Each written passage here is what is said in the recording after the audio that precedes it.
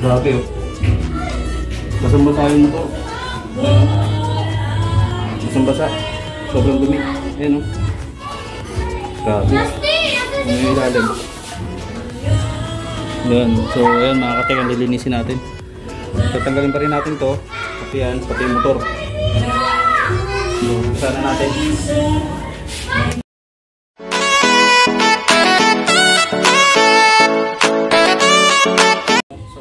Today's video, pakita ko sa inyo yung kung paano mag-release ito, Pinoy version. So kadalasan natin napapanood natin ay mga itik. So alam mo nang iba yan kung ano yung itik. Ibig sabihin ng itik, gawang itik.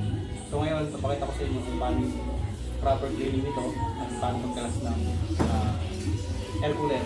Ito ay diet na Symphony. So tara, isa natin. Okay, so ayan yung kanyang cove sa likod. So kung mapapansin nyo, sobrang dumi. Ayan. So ito siya, mga katek. So ayan yung tatak niya, Symphony. Ito diet ay. So tanggalin natin to. Ayan mo natin itong tanggalin. Ayan. So ito yung lagayan ng kanyang ice, or dito yung nag-overflow yung tubig papunta rito sa kanyang comb, honeycomb. Okay, so baklasin natin yung mga screw. So yan siya mga katek. So natanggal ko na. So ito yung loob ng ng exhaust. So ito sobrang dumi. So hugutin natin tong fan na to. Ito kakalasin natin lahat yan. Saka itong kanyang, ayan, sobrang dumi, grabe, diba? So ito yung hose niya papunta sa pump. Ito yung pump papunta rito sa honeycomb. Ayan, honeycomb tawagin yun. Sobrang dumi. So tanggalin natin yan. Lahat tanggalin natin. Gagamitan natin yan ng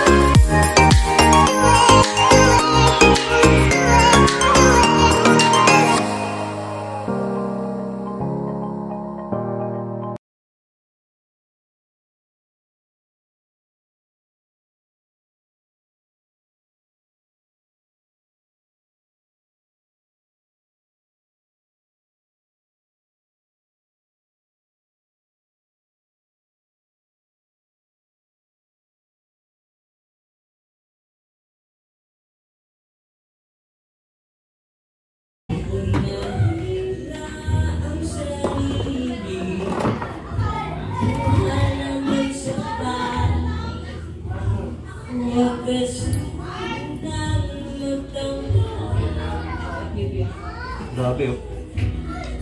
Basang-basa yung motor. Basang-basa. Sobrang dumi. Ayan oh. Grabe. Ano yung ilalim? Yan. So ayan mga katek, ang lilinisin natin. So tanggalin pa rin natin to. Pati yan, pati yung motor. So isa na natin. So ayan mga katek, no.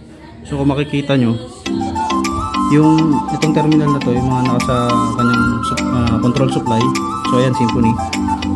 Kung makikita nyo, may dalawang block yan. Ayan, oh. So sa mga baguhan, pag may dalawang pula yan, sa mga baguhan, para hindi kayo malito pagbalik, lagyan nyo ng tagging. Ayan. Tapos picturean nyo. Simpleng tips lang yun para hindi kayo malito pag ibabalik nyo na. So gamitin natin ng flat screw. Ayan. So flat screw lang yan. Okay. So kalasin ko lang to para maumpisa na natin linisin.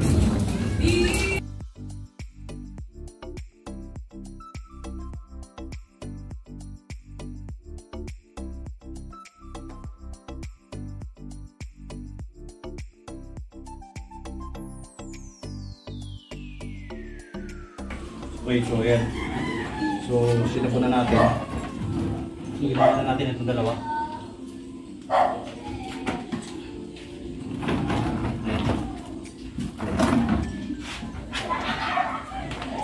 Para mawala yung bakterya.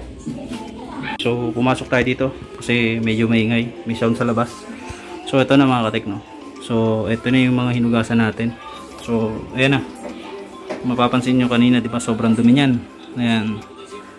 So ayan, medyo napalinis naman natin. So pupunasan ko pa yung baba na yan.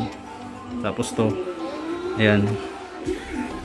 So ito yung kanyang pan, LC. So, punasan pa natin yan.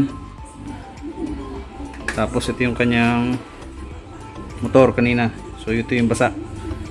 So ayan, halos puro putik na yan kanina. Ito yung kanyang body. Ayan.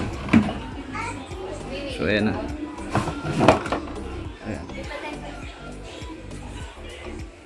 So kabit ko lang, assemble ko lang yan. So ayan, binalik na natin yung kanyang synchronous motor. So ito yung 220 rin to, 220 volts din yung AC, 20 volts, 220 volts na kuryente rin ang ano yan, supply. So kinabitan din natin dito sa kanyang swing yan sa swing. Ayan, para mag swing yung kanyang ito to. So next natin yan, kakabit na natin itong control. So ito yung tinanggal natin na control. So dapat tandaan nyo kung paano nyo kinalas. Pero actually meron naman yung no, may naka-indicate naman sa kanya. Pero mas maganda kung bago ka lang magkakalas nito, picturean mo para hindi ka malito. Okay? Bago ito yung kanyang control, mga button. So salpa ko lang muna to. Tapos pakita ko na lang sa inyo pagka na-assemble na natin. Okay? Okay mga boss, so ito na-assemble na natin. So doon na lang natin iti-testing sa bahay mismo ng may-ari. So ito ay pinalinis sa atin at pina-check, no? So ayan, okay na. So ito yung kanyang ano ba tawag dito, honeycomb na kanina ay marami.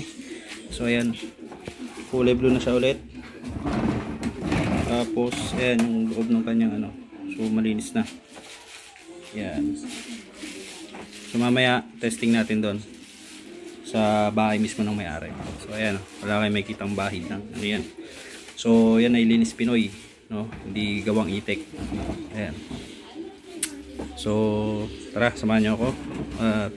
Atid na muna natin to. So mga katek, nandito na tayo sa bahay nung ni ma'am. So sa may-ari. So ito na deliver na natin. Try natin kung ano yung mangyayari. Ayun. Ayan, so gumana na siya.